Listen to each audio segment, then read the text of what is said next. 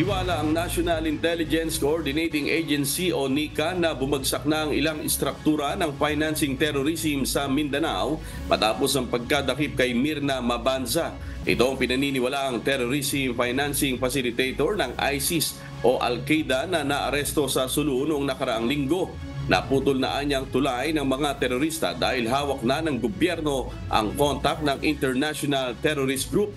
Pakinggan po natin ang pahayag ni NICA Assistant Director General Ted Tipaldo. Actually, napakaganda to ng accomplishment natin. No? At least somehow we were able to put down some of their financial structure para at least hindi na maglaganap ng ganito.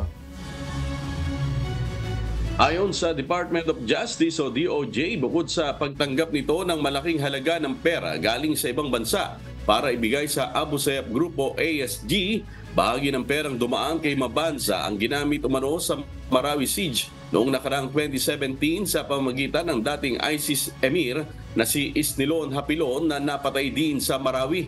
Batay sa investigasyon ng mga otoridad, kabilang sa pinaggamitan ng pera ay ang pagbili ng mga baril at pambayad sa trainers at foreign fighters na sumama sa Marawi Siege. Dagdag pa ng DOJ, tumanggap umano si Mabanza ng pera mula sa foreign nationals sa Malaysia, Turkey, Jordan, Indonesia, Qatar at Saudi Arabia na umabot sa mahigit 100,000 dolyar. Pakinggan po natin ang pahayag ni DOJ Senior Assistant State Prosecutor Rodan Parrocha.